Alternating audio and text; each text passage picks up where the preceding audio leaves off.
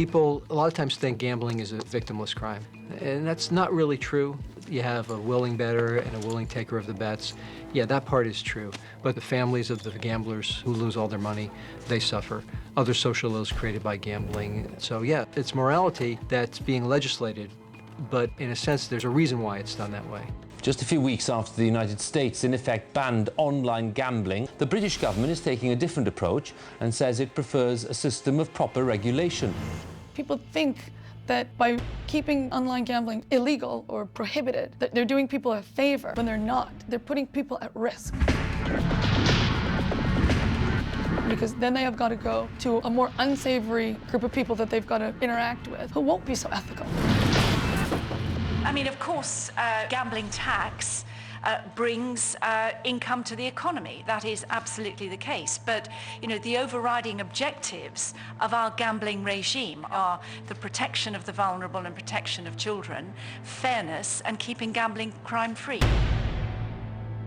I think in the next 5 to 10 years, we may see online gambling in the United States that's completely legal. Only be regulated and taxed.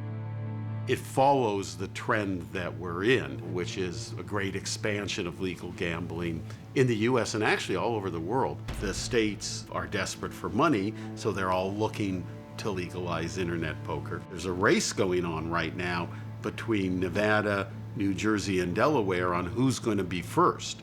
And whoever is first, the other states are going to follow very quickly. Everyone gambles.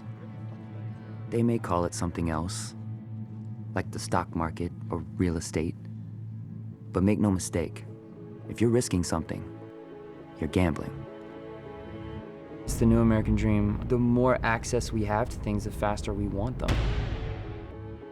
And you can get everything at the click of a button now. Why would you make someone fly from New York to Nevada to go and play roulette when you could actually bring that right to them?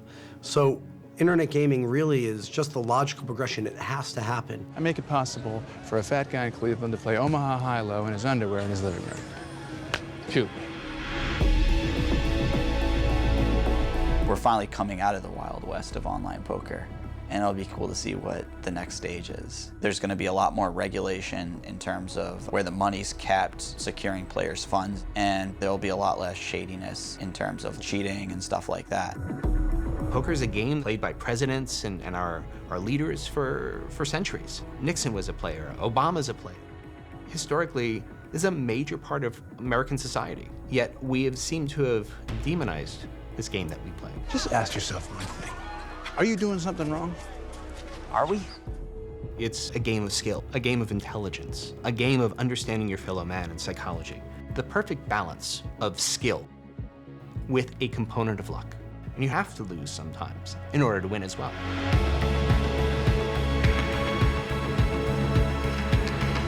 You know what your biggest problem is, Ivan? You're just like every other gambler who comes onto your site.